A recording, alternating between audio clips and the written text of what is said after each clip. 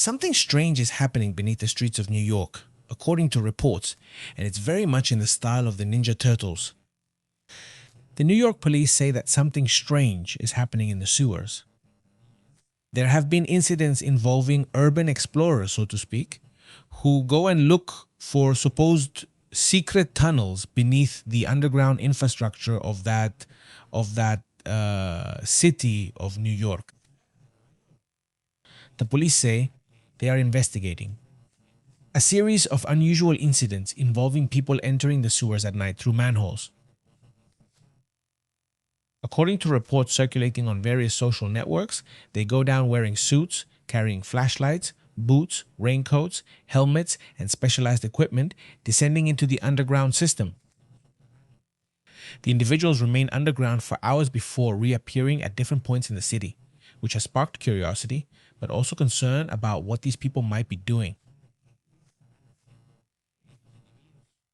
The authorities confirmed that currently there is no intelligence threat that they have reported, or that they have detected so far. There is a hypothesis that it might be some kind of urban explorer groups that have been becoming popular, but explorers are usually in buildings or places like that, abandoned ones. But this time, apparently, it's happening in the labyrinths of, what's down there under New York, which are, lots of layers of old structures that are no longer useful. Well, there could just be interesting things to observe down there. Apparently, it's that or something else, right? But it looks really professional how they wear these suits to go down, yesterday into the sewers. There are also theories that they might be looking for historical objects or urban relic hunters. That could also be part of this search, because honestly, they do look you can tell they invest time and money in the suits and all that. So who knows, right? What they're exploring down there. But it really has been going viral that something strange is happening in this area of the United States. So stay tuned for that and we'll keep you updated. Another topic that catches my attention is what's happening in Iran. And look, there are several things happening over there. First of all, as we told you last night, there were reports of blackouts. But now Iran's power se está recrudeciendo. But now Iran is preparing for a mega blackout, and there have already been several major blackouts since mid-June of last year. But now it's getting worse.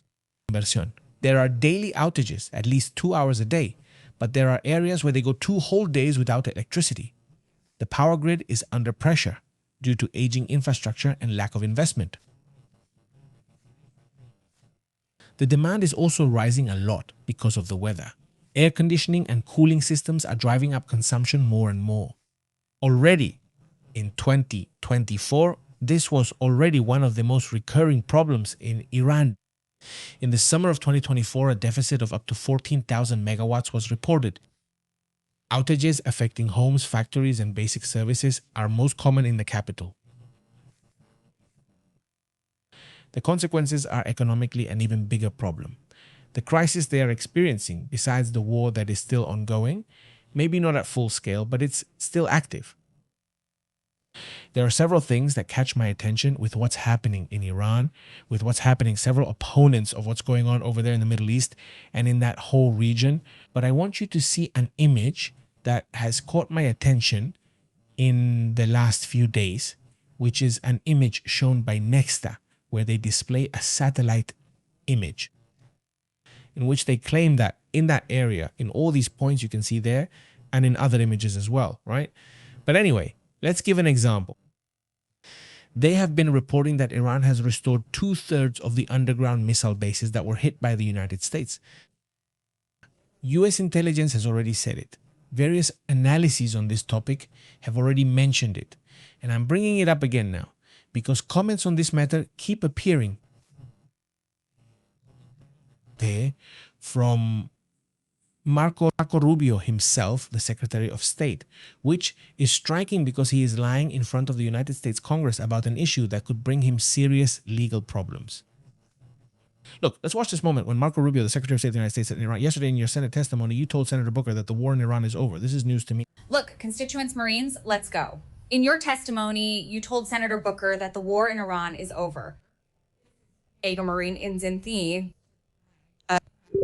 Mirelli Starf the Kustu Baranthi, in which Rubio, the Secretary of State of the He says yesterday you said the war was over, which seems strange to me, he says, because the Marines are still in Iran. Obviously, he starts to question a series of things. For example, what intelligence has said, that obviously operations are still ongoing. In fact, today, it's even clearer. They're attacking in Kuwait at a US base again. That the strait is very closed, that oil prices remain extremely high. No, I mean, they ask a question. Who won the war? No. He says, you said the war is over. So who won? And then he says, Marco Rubio, we define victory as destroying the defense industrial base, significantly reducing missile launchers, significantly reducing their drone reserves. We achieved all that. I consider it a victory. Jacob says to her, the Congresswoman, well, that's not what U.S. intelligence says. Bad. Then, obviously, well, it's good. It's a topic where right now the facts don't matter. The information doesn't matter, not even their own. At the same time, it also creates controversy in the next topic. Look, let's see if we can show this image. This image is where they ask him about Greenland. Listen to this. That the UK had suffered more per capita.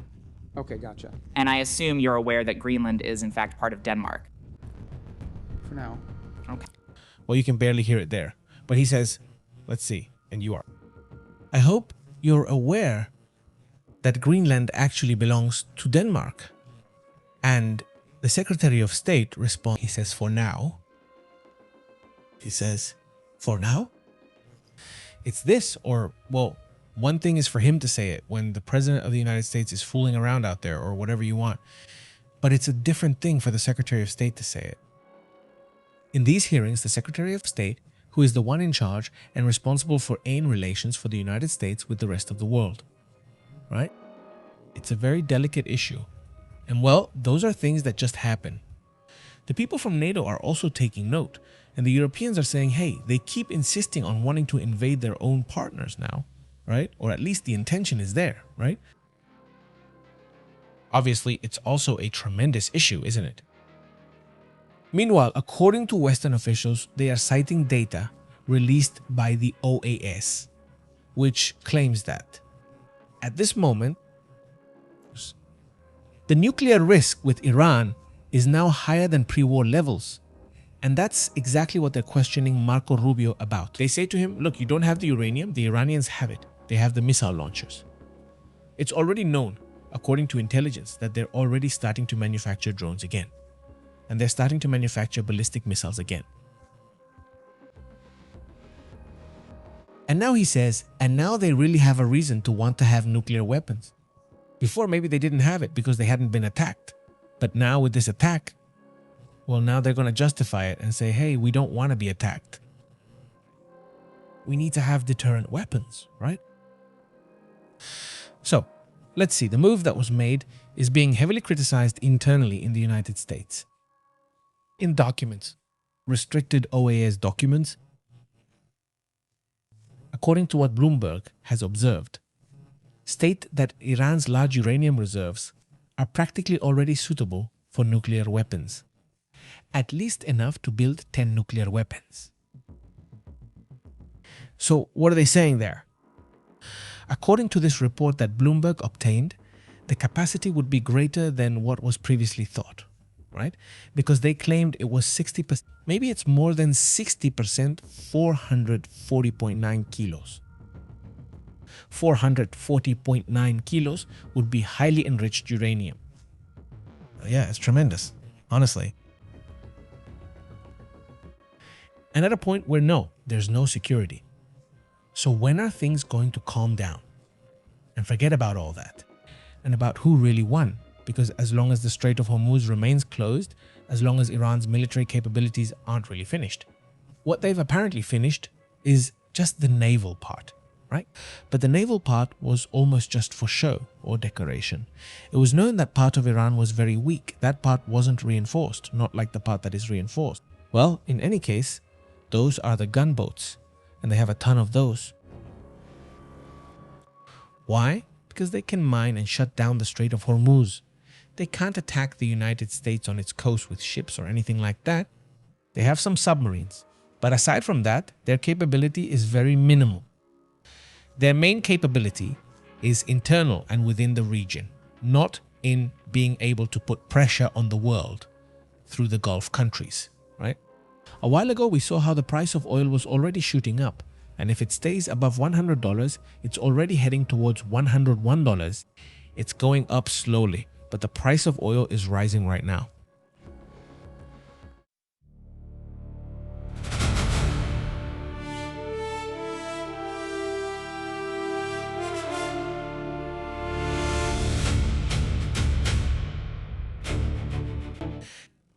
Hey, well, the World Health Organization has given a shocking update on the Ebola situation.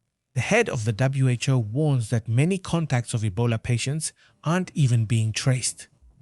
Just like that. They've only been able to trace 45% of the contacts. All the rest, most of them, nobody even knows where they are, where they're going, or who they're moving around with. So if they're sick, they're just out there spreading the problem. The current outbreak in the Democratic Republic of the Congo, unlike other outbreaks, has been, let's say, tracked in a rather poor way, to say the least. Contact tracing in the Democratic Republic of the Congo is being handled terribly.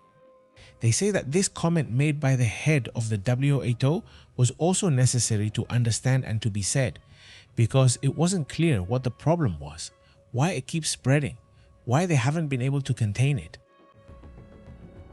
Yes, that's the issue. And there are areas like a town called Bunya in the eastern province of Ituri, where there are 344 confirmed cases and 60 deaths just in that province. We're talking about the suspected cases. Well, there are already a lot. I mean, a little over 1,000. As for the suspected deaths, there have already been over 200 since last week. So, well, the problem is still there. It hasn't been stopped. They believe, though it's unconfirmed, the outbreak may have started in January, right? So it was actually a little earlier until they realized it wasn't malaria, but that it was this, that it was an outbreak of this issue, right? Hey, there are also some other important matters. Check out what the president of Ukraine, Volodymyr Zelensky, said today. Put it. The strongest is the United States and the representative they present. The president of Ukraine, Volodymyr Zelensky, assures that he would be ready to talk directly with Putin to put an end to the war. He says, "I am ready for direct negotiations with Putin to end this war instead of waiting until all the conflicts in the world are resolved, and only then it is Ukraine's turn." Not like saying by the time it's our turn, it's going to take a long time. We're going to talk right away. Look, and this is also what Zelensky says, because lately Marco Rubio has been criticizing the Ukrainians, saying that he's waiting for them to negotiate. Either suggesting Ukraine is unwilling to negotiate. That's why Ukraine responds by saying, let's talk about where we meet. That it should be a neutral place, to be able to speak directly with Vladimir Putin. But in the meantime, while a possible meeting is being discussed, one of Ukraine's biggest attacks is also unfolding because it has been escalating. Look, there was now an attack of 350 drones against Moscow, St. Petersburg, and other Russian areas. In other words, today there was an advance or an important move by Ukraine.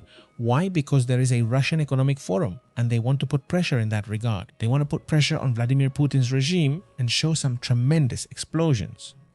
This, for example, was in St. Petersburg. That's the explosion. Yes. According to reports in Puntos en de Rusia, they have started the opening speech of the Economic Forum in St. Petersburg. And there have also been explosions in different parts of Russia. Here's another moment. This is also nearby. Well, that's also in St. Petersburg, right? Here's another image. No? Well, it's been intense. Oil facilities in St. Petersburg have been set on fire. There, they have the capacity to produce or extract about 12 million barrels of oil per year. 12.5 million barrels per year according to the capacity in this area. So, well, this is also an important development. Another thing that also catches my attention is the attention they've given, let's say, to Marco Rubio, a harsh criticism of what's happening with Donald Trump, his health, and his ability to govern. Take a look at this moment. I don't know if you remember it. It's when Donald Trump is falling asleep right in the middle of a meeting with part of his cabinet. There's the Secretary of State. Listen and watch this. What American farmers grow and produce has a fair shot to be sold around the world on issue after issue.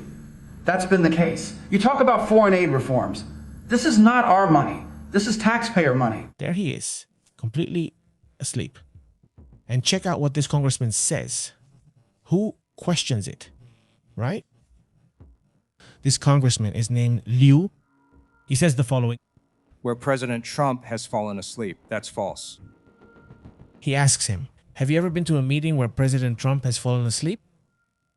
And he says, no, that's false. It hasn't happened.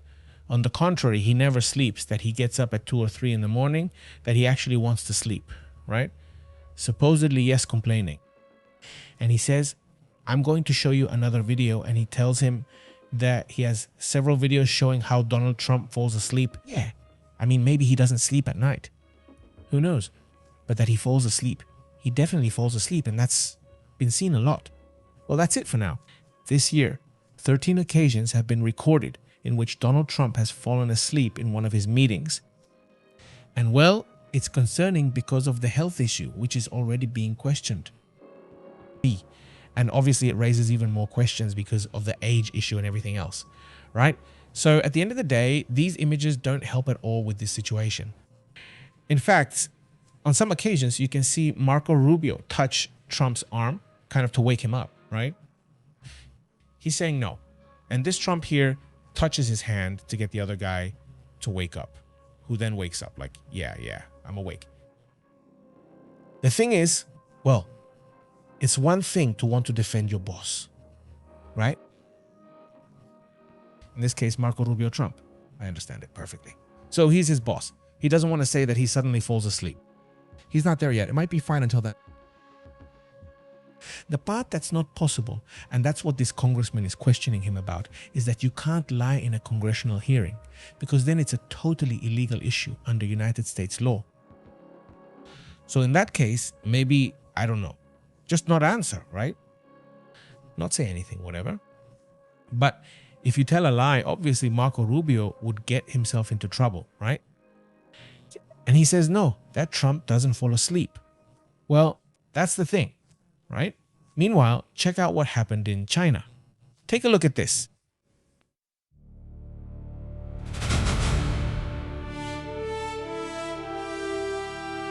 According to reports, this happened in China, right? A huge fire. It's a fire of pretty enormous size and proportions, right? According to reports, this was in Yuanzhou province. As far as we know, it was a massive explosion in an area, a scrap recycling plant in Yuanzhou province, China. According to what is known, it shattered windows and caused sections of an old roof to collapse.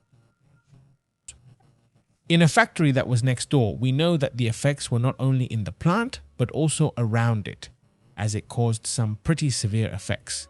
Let's go. How many incidents like this have happened recently? There's been a lot of activity in that area. Let's also address other important matters.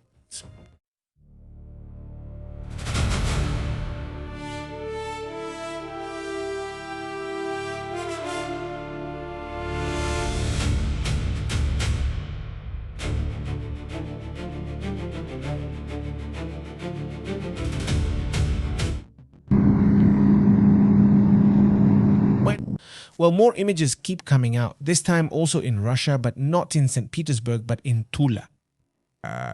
According to reports, a weapons factory exploded in this place. 2 people are said to have lost their lives. According to what is known so far, firefighting operations are currently underway, but at times they had to be suspended. I mean, they were putting out the fire at that weapons factory, and suddenly you could hear gunshots. It was like the weapons were going off by themselves. I don't know. It says there that the firefighting operations were stopped at times because there were repeated explosions inside the burning facility. I mean, there were explosions. It says the cause of the explosion is still unknown. They don't know if it was a Ukrainian attack or something else. Yeah, that too. We have to keep an eye on that. But that's how it is, right? Things have been very active. By the way, today, Budanov is coming up. You remember him, right? For many years, he was in charge of intelligence in Ukraine. Yes. Right now, he's the chief of staff for Zelensky, right? Kirill Budanov, chief of the presidential office of Ukraine, says that Russian society was not prepared, morally prepared, to receive an attack. He says for them, it's something that has them in shock. He says they're not prepared and they refuse to accept it. They believe this was never going to happen because they are, or they felt Putin made them feel like no one would ever be able to even get close to Russia. And seeing these explosions has really shocked society in Russia. At least that's what this Kirill Budanov says. He's the head of intelligence in Ukraine. And now, as I said, chief of staff as well, right? Also an important figure. Well, it's obviously interesting. Let's move on to other important matters. Look, among the things that, among the things that are starting to draw more and more attention, it's like in the countries close to Russia, between Russia and Europe, so to speak, not the Baltic countries, countries that are near Ukraine, like Poland itself, are starting to get closer and closer to the United States. The Deputy Prime Minister of Poland and Minister of Defense, Władysław Kisziniak, reportedly made an announcement today. Europeo, that Warsaw is now formally proposing the establishment of a new permanent US military base in the European country. The Vice President said the official proposal is already in place and has been directly communicated to Secretary of War or Defense Pete Kesset. This proposal is aimed at creating a new permanent US military base in Poland. So, interesting moves as well, even if sudden. The United States, especially Trump, may seem close to Putin, but it actually looks more like a strategic issue because in reality, you can see how moves are being made. Like, for example, pulling soldiers out of Germany, but sending them to Poland, which is quite a few kilometers closer to Russia, right? So these are details, but they draw attention to how they're positioning themselves for something, right? For what? Who knows? And many times these aren't even things that Trump is deciding, but things that the military tells him, like, look, we need to move this, we need to do that, and they start doing it. Mainly thinking about how Europe had been, and still is, more or less asleep when it comes to military preparedness, right? And now that they see it very close, they're kind of rushing, and the United States is basically saying, I'll leave it behind, right? Don't move ahead. Give it yourselves. Since there are countries that, like Spain specifically, they don't want to increase that investment that has been requested for years. I mean, at least to match the percentage of investment that other countries make, right? Another image that also appears this time, also over there in Russia, another drone attack in, let's say, energy facilities. This time, according to what the air defenses report, in Russia, they couldn't stop these drones. There goes another one. Look, there's another drone passing by. It's a person shooting at it with a Kalashnikov, but it's tough, right? I mean, how are you going to take down a drone like that? I mean, it's not impossible, but it's really hard with just a Kalashnikov. You never know. Maybe he'll start shooting at it. Look. Let me show you the image again. It's right at this moment.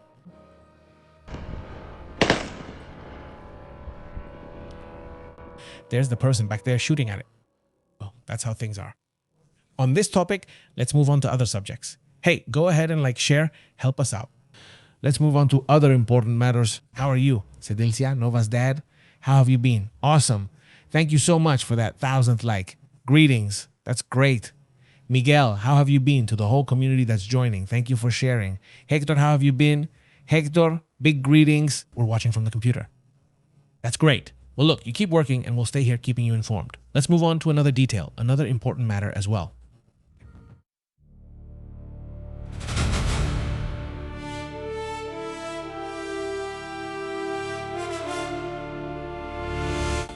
Notice that seismic alerts have been activated in 2 states in the United States. Seismic alerts because there has been seismic activity.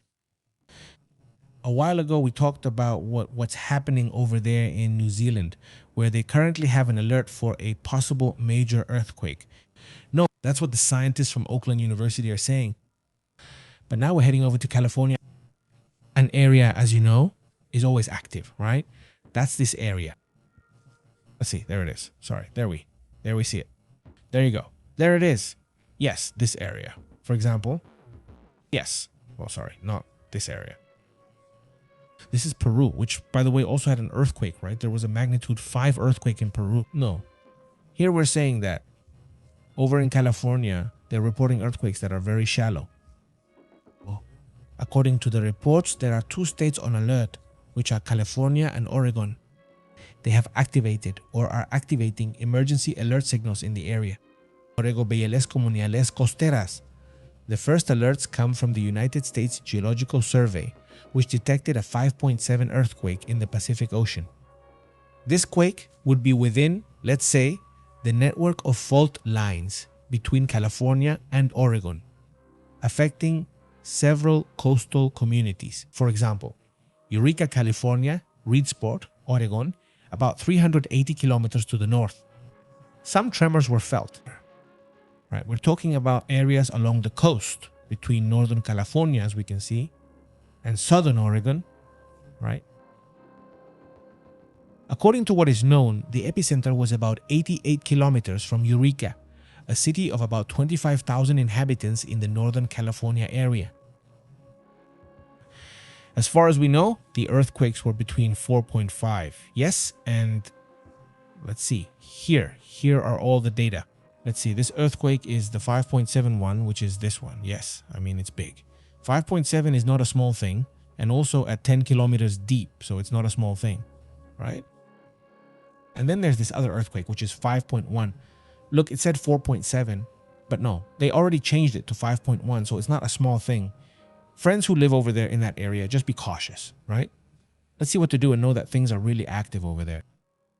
The California Governor's Office of Emergency Services also warned that earthquakes are unpredictable, but you can prepare for them, and that right now there could be aftershocks. So they say, remember to drop, cover, and hold on. So the office says, in these 3 words, they're trying to give at least the minimum instructions, right? But, well, there are also cell phone alerts, right, that you can have as well. So with those alerts, at least, that's the minimum. If there's a tsunami or any other problem, you need to know that you have to move, especially if you live in the coastal area. So keep that in mind as well. Let's move on to other important matters. Look, things got intense in California. There was a hostage situation in which the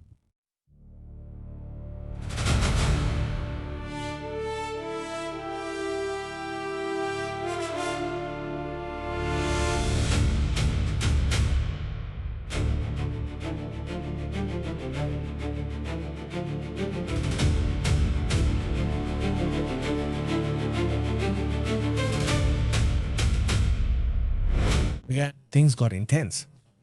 In California, there was a hostage situation that ended with the attacker being killed. This was done by the FBI. There were 10 hostages there who were obviously freed. Hostages in an office building in Bakersfield, California.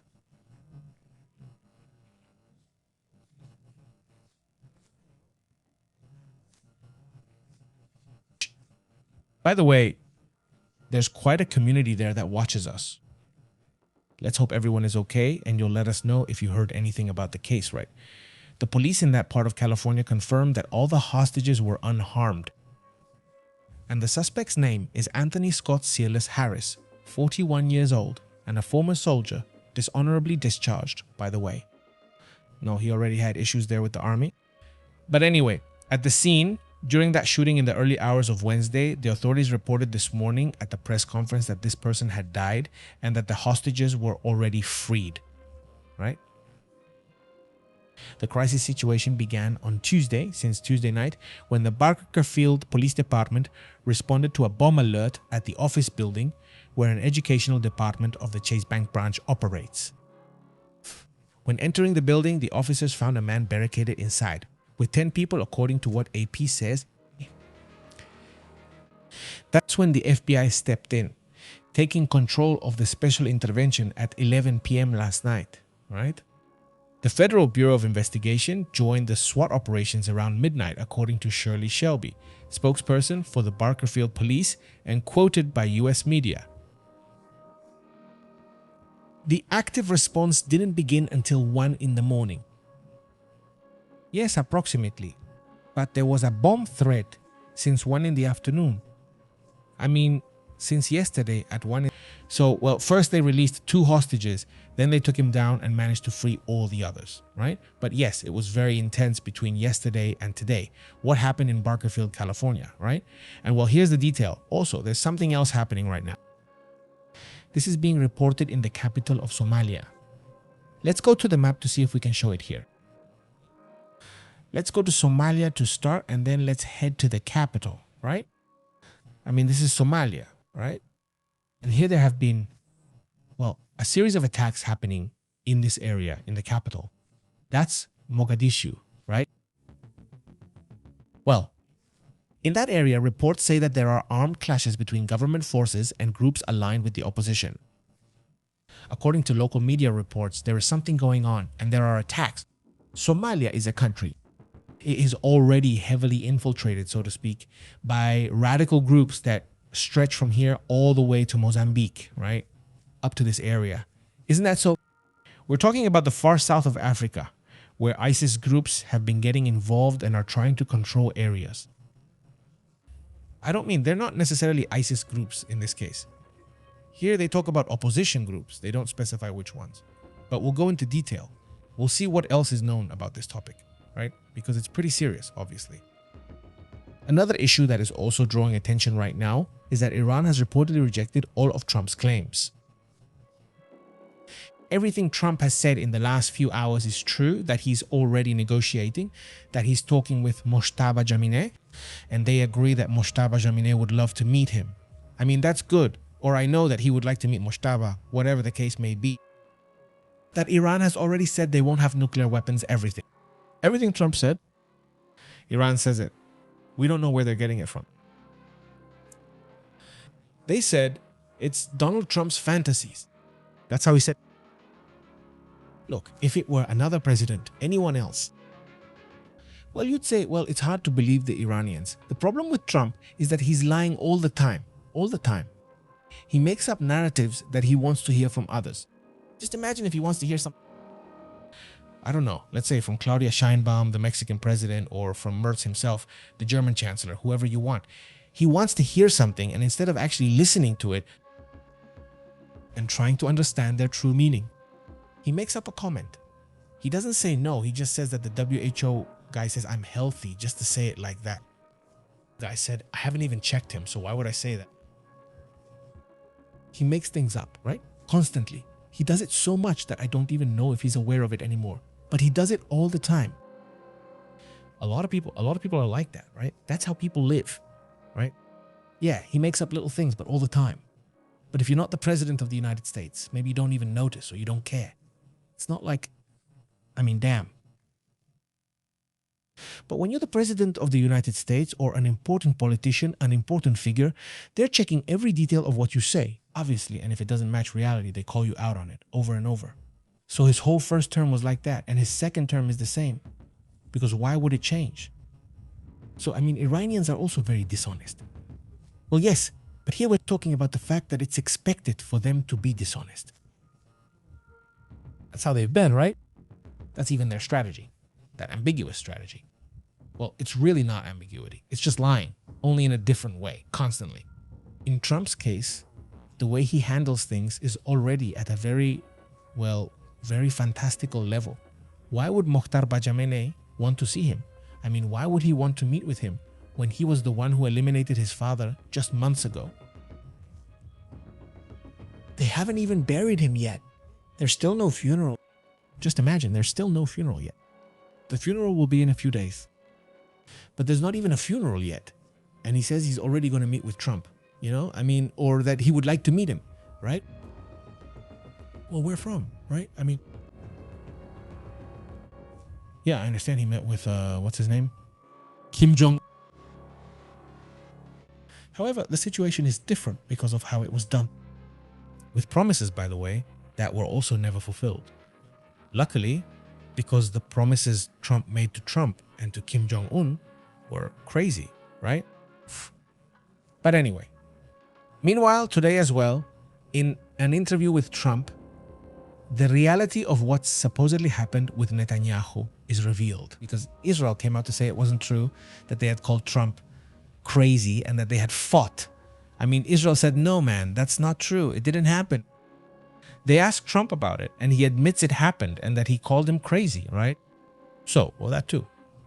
Well, now you don't know who to believe, but the reports, let's say, from those who were on the call, have leaked everything that was said, right? And then right after it was leaked, that's when Trump tells him, well, negotiate with Lebanon. And he negotiated with Lebanon. So we assume that at least part of what was supposedly said must be true because immediately there was a ceasefire that is absolutely useless because right after that, Iran will continue attacking the Gulf countries, which is a very curious thing because so far there haven't been any significant attacks from the United States after this. These attacks on the US base in Cuba. And honestly, it's been intense. In fact, we even mentioned this morning that it reached an international airport. That's also crazy because now there's already one person from India who died. There are about 16 people injured. A good number of them are in serious condition, unfortunately, from what happened in Kuwait, Cuba at that airport. And the Iranians act like nothing happened, right? I mean, they've been attacking Gulf countries. And interestingly, I imagine they're measuring the reactions.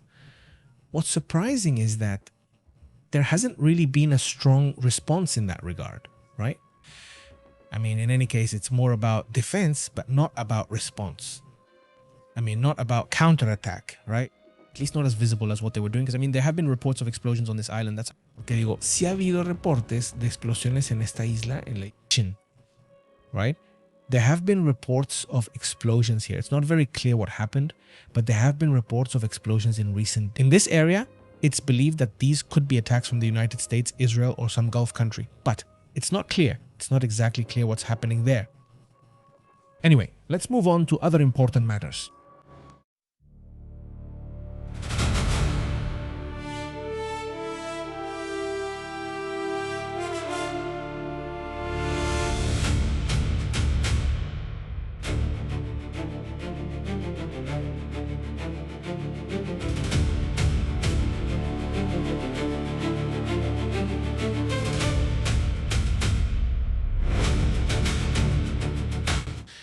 Hey, well, the justification has already come out. It's already been published by the Iranians about why they're attacking right now, right? About why they're attacking at this moment, according to what Iran reports or the way they're trying to justify it. By the way, the soccer team, I'm telling you, the Iranian soccer team doesn't have visas. The United States hasn't given them visas. Mexico already gave them visas, so they can come here and stay in Tijuana, but not the United States. So far, according to the latest report from Iran International today, they say there are no visas. That is, they say Mexican visas have been issued for the Iranian soccer team. The US visas are still pending according to the report. In other words, they haven't been given out yet. They haven't been rejected, but they haven't been issued yet either. Right? But anyway, Iran would be justifying the bombing it carried out today on Bahrain and Kuwait for the following reason. Today, Wednesday, June 3rd, there were attacks, one of them even on an airport, right? Here we even show some of the damage that was caused in the morning, right? Estados Unidos. The statement from the Iranian Ministry of Foreign Affairs emphasized that they hold the governments of Kuwait and Bahrain directly responsible for the aggressive actions that have supposedly been carried out against Iran by the United States. Yes, according to what they say, those attacks, for example, the one on Qasem Island, it's not exactly clear what happened. Accuse them of having originated from Bahrain and Kuwait. Supposedly, the Islamic Republic of Iran asserts its inherent right to defend its territorial integrity and national sovereignty. It uses all means to confront these aggressive actions. That was the statement given by the Iranians. Well, that's the justification, right? There is already one person who has died, who by the way is from India. There are injured people. And well, it's an attack on civilian infrastructure at an international airport. Obviously, I suppose that at some point, there will at least be some attempt to respond. The only response from Kuwait so far was to partially break off relations with Iran, sending back some diplomats. And that's it, right? That was the response I saw. Another issue also draws attention. There was a fire. This happened over there. In India, a tremendous one, in which, according to reports, 21 people lost their lives, including 2 foreign citizens. This was due to a fire that broke out in a hotel in the Malvila area. This happened in New Delhi, where the firefighters arrived more than an hour later. They arrived more than an hour later. Obviously, there wasn't much that could be done by then. I mean, the fire left everything destroyed. The head of the government of New Delhi, Rekha Gupta, explained that after receiving information about the incident, fire service teams were mobilized. She didn't say why they took so long to arrive. They say that in India, fires are quite frequent. They are often caused by very poor infrastructure and a lack of controls during the construction phase. And well, it's easy for a building to catch fire. I mean, for it to catch fire, let's say. Another thing that also draws attention, speaking of the international, but this time from a closer area, we're talking about Cuba, where Melilla, this hotel company, is going to stop operating 15 hotels in Cuba. The Spanish chain announced that it will cease operations in 15 hotels it operated in Cuba, joining other foreign companies that are also closing down. It's not sustainable to provide service there, they say, so they've decided to immediately stop operating and marketing the 15 hotels they run in Cuba.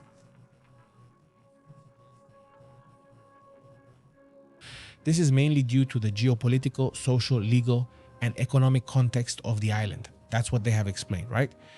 Well, that's how serious the situation is. By the way, the Prime Minister of Canada has made a proposal on the issue. Today, he is trying to renegotiate the Free Trade Agreement, or the USMCA, right? That's the agreement between the United States, Mexico, and Canada, isn't it? Canada has already made a proposal. What Canada is saying is that the free trade agreement with the United States and Mexico should be extended for 16 years. The agreement could be subject to yearly reviews if consensus isn't reached, but it would be renewed every 15 years or so. No, I mean, they're suggesting renewal every 15 years, not annually. Renewing yearly is exhausting. Renewing it every year is very exhausting, and companies don't have much confidence. Yeah, because they say, hey, if you're going to change the rules on me every year, it's not worth it for me to invest, right? So everything is going to be very limited. But if a longer term agreement is reached, then companies might be a little more encouraged. No. Canada proposes that this should only be renewed every 16 years. And well, there it is, the negotiations between the United States, Canada, and Mexico, which will surely continue to give us a lot to talk about. Another important issue is what's happening with Trump, who threatened to impose tariffs on 60 trading partners, including Canada and the United Kingdom. Donald Trump threatened to impose tariffs ranging from 10 to 60%. What caught my attention is that these countries, including Australia, I mean including the entire European Union, the United Kingdom, and Australia, was 4. In other words, according to reports, this is due to alleged failures regarding forced labor. Sources. The idea is really to put pressure. We already know how Trump is, right?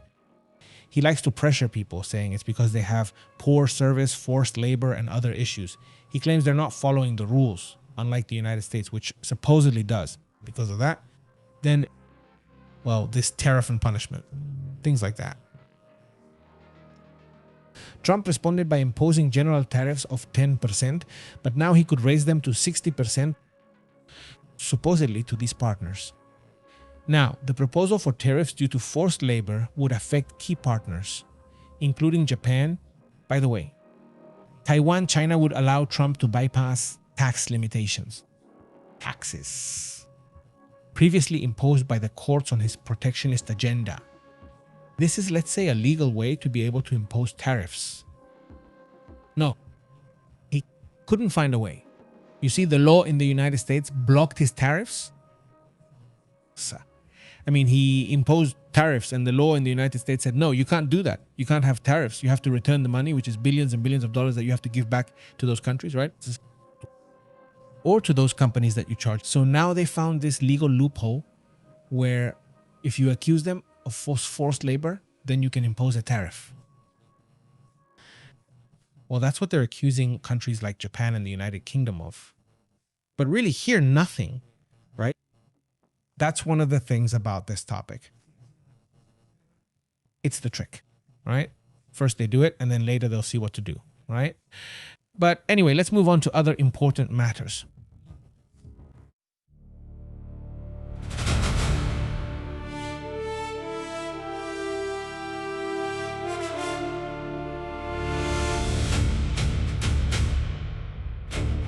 How has the great man been doing? We're getting to the comments now, right? Let's go to the comments.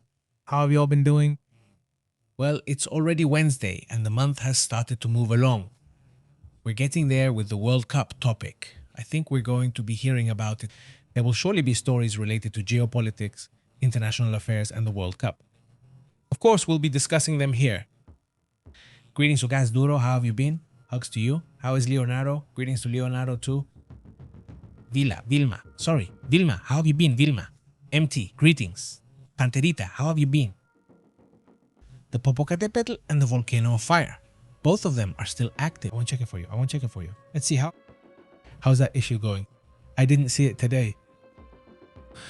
I didn't see that issue. Thank you very much. He says, let's see, where are you? Let's see.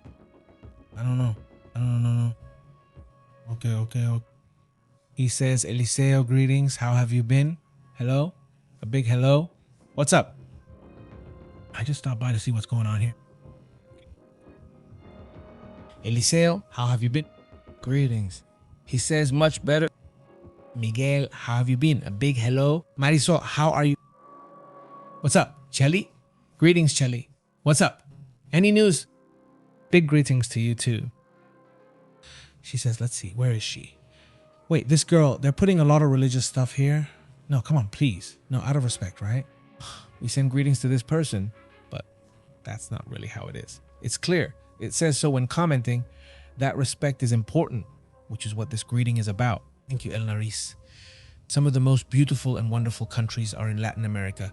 Yes, you know, the thing is not all Latin American countries, but the oil producing countries, right? So that's what we're talking about. Oil countries. When it comes to gas, we're talking about Brazil, Argentina, Venezuela, Mexico, Suriname, and Guyana.